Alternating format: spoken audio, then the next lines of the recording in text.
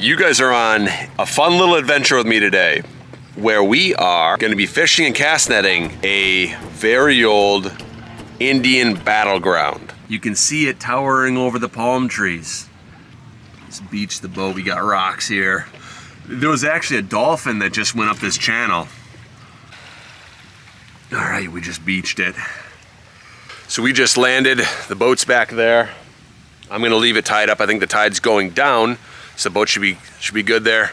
Got my camera bag, and we're gonna kind of bushwhack through the palm trees here and see if we can get to Chief Tomokie's statue. That should be that direction. So let's cruise on through here. All right, guys, I wanted to see this one for a long time. Oh, that's cool.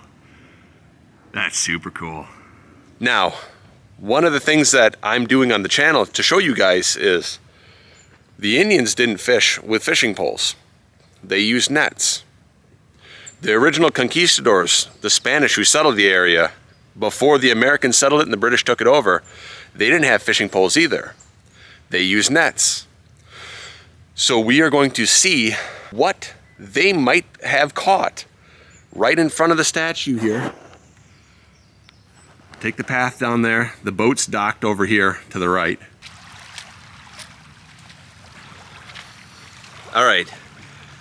So I should answer a couple of subscriber comments while I'm getting my net ready. So one subscriber asked, why do you carry the sword on your waist when you're net fishing? Well, the answer to that is that when you net fish in Florida or near areas where there's giant animals in the water, you need to have a very quick access to a cutoff tool to chop that line. Now, that rope that goes from your wrist to your net is rated to hold hundreds of pounds. So you need to be able to cut that off, or you have to wear something else on your wrist that will let it break off. But I prefer to have the knife too. Now, in our waters here in Florida, you have alligators, manatees, and dolphins and sharks. So you gotta have some form of cutoff tool.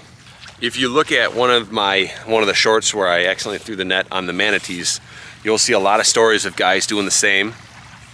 Throwing it accidentally on a dolphin by accident or a shark by accident. It happens more than you think. Another comment I got that I thought was really cool is a guy who said that he never sees big fish caught in cast nets. He only sees minnows or small fish. And he said this is how the apostles fished from the Bible. And I thought that was a really cool comment. So whoever left that was pretty cool. I read that, I liked it. Because it is exactly how the apostles fished. They didn't fish with fishing poles. Fishing poles is a new invention. This is the original way to fish, guys. The old timers didn't fish with the poles. They didn't sit there and wait for the fish to bite.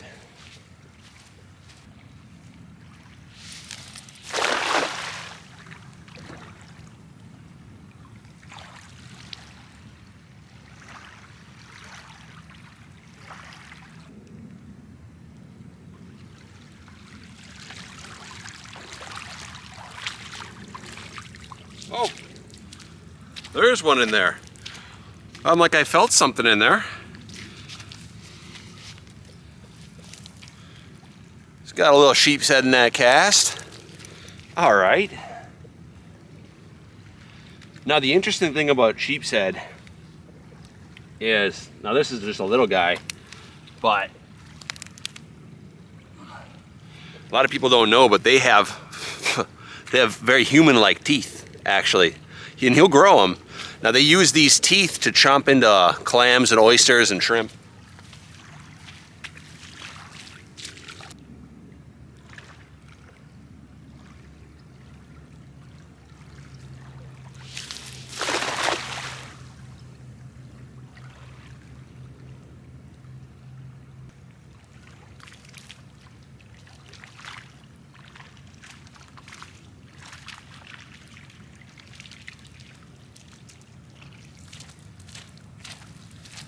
All right, tons of these little dudes. I have no idea what they are, but we're gonna get these things all back to the water. So there's a couple casts here. Let's go over and check out the ruins on the other side, and then I think we start dropping some nets out in the middle and see what's out there. All right, stay tuned, guys. What a hit. Is it really that shallow here? Oh my God. Look at that. I'm this far out in the ocean and I'm hitting bottom. All right, I'm outside the boat. I'm actually pushing this thing. It's like ankle deep here. So I gotta try to find some deeper water. The weird thing is that the bottom's ankle deep, but then there's mud for like another foot of oyster shells and like just slop. But the boat's scraping bottom now. So if the tide goes out like this, it's gonna be a problem. My boat will be literally like dry docked.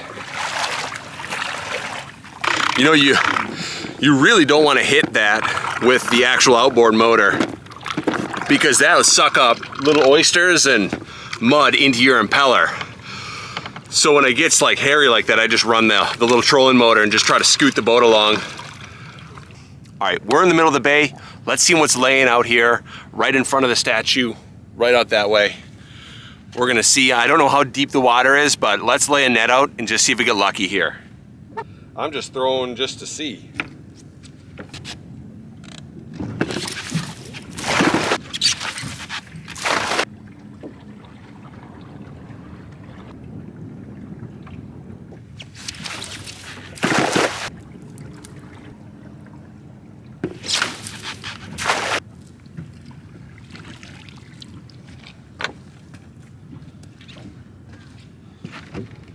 All right, guys, 4 casts in the middle. There's nothing out here. It's a desert out here. So shallow, probably only just deep enough for my trolling motor is it. I think we need to go back in that channel where the statue is. And we're gonna head that way. I think there's a deep channel there. We're gonna start just dropping nets in there and I don't know, maybe we'll catch something cool. So let's go that way.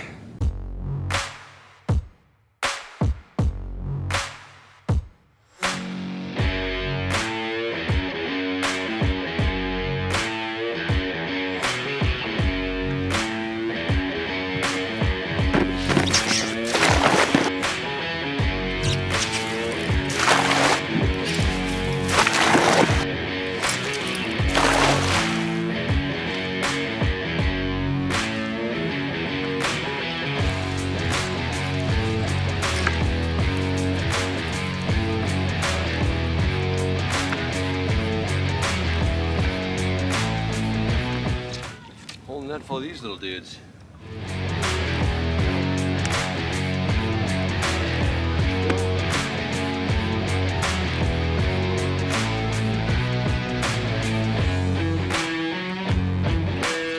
Just try to throw needle sticks right there.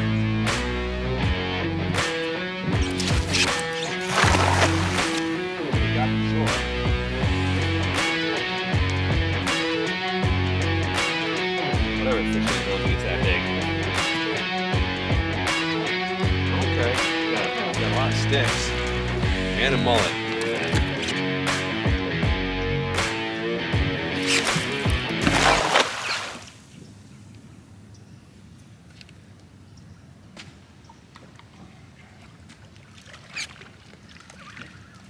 Oh my God. Oh, look at this. Holy smokes. What are these? Are these sardines?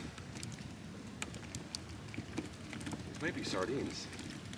That was the most bait fish I've ever caught in a net in one cast. And I was not happy to see him. I pulled that net up and I was just shaking my head. No, no, no. Not what I wanted to see in my net. But it took me about 20 minutes to clear that.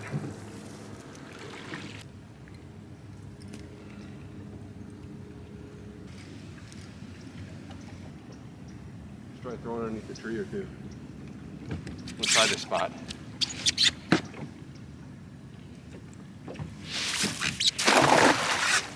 The boat was moving so fast.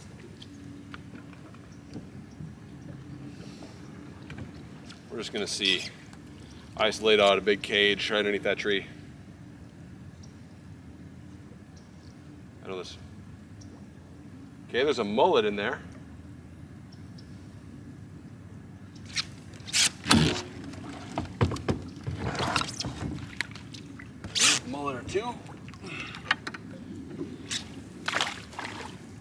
I'm fine if they get out. I'm not worried about the mullet.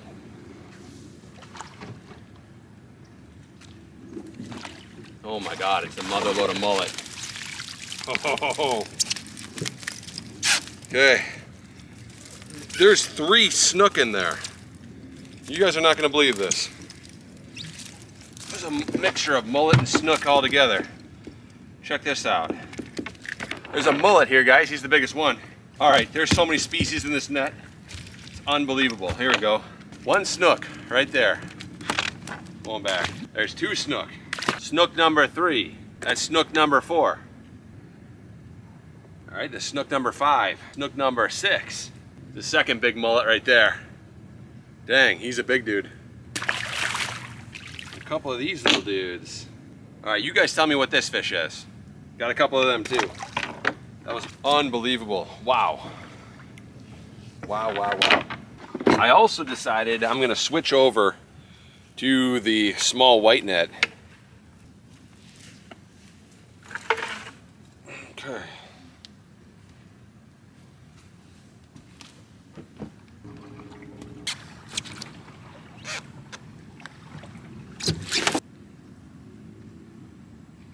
We'll see. Here it comes. Up she comes. Oh, what in the world? Whoa. We got a little bit of everything. 1, 2, 3, 4. 1, 2, 3, 4, 5 snook. A little sheep's head. One of these other random fish. Let's get these snook out of here, bud. How'd you go, little dude? So this is by far the biggest one I've ever caught of this species of fish. That species of fish right there. Ow, my shoulder. What, that's just starting to record? All right, here's this little dude. I think there's 7 of them in this cast. Who cares? Okay, whoop, there you go. Back to the water you go, buddy. All right, and the last snook to come out. This dude right here. That's snook number like 8. Got a baby sheep's head.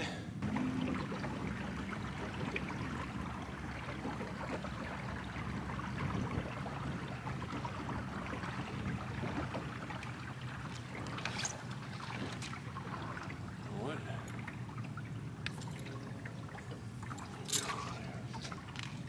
Holy.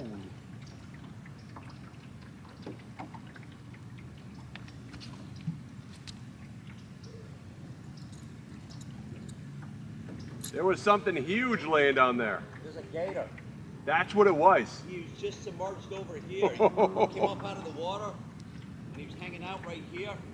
No and he way. went back under. That's what it was then. Yeah. I was about to throw it, and then I just was like, it doesn't feel right. When I saw that boil right there, I'm like, No, it's a good size because he was just chilling on the surface. no way. Yeah. You guys almost got to watch me get yanked off the boat. Now, hey, listen, you don't want to go in there, man. My friend just saw a bull shark in here not too long ago. No way. He saw a big old bull shark right here. Oh, I believe it. Yeah. It kind of feels a little bit like there would be one here. Yeah. They come right up through the river system. When I first got in here, a dolphin came up through, but you can tell the difference between a dolphin and the bull sharks. Well, there's a big bull shark he saw. That's wild. Yeah, it came right out of the water. Well, the amount of fish in here is just astronomical. It's like I almost don't want to cast because when I do, I have to pick the fish up for 10 minutes.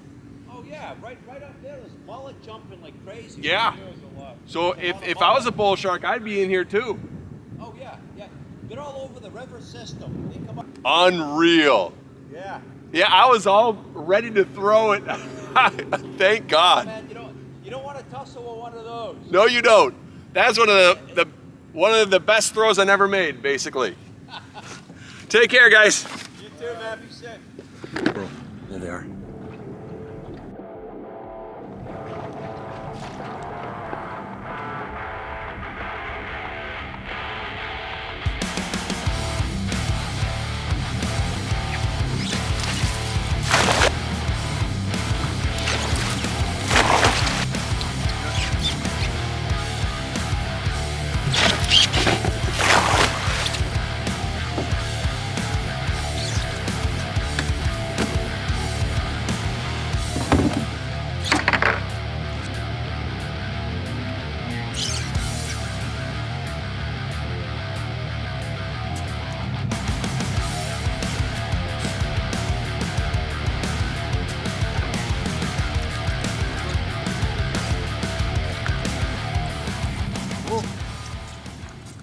Baiacu.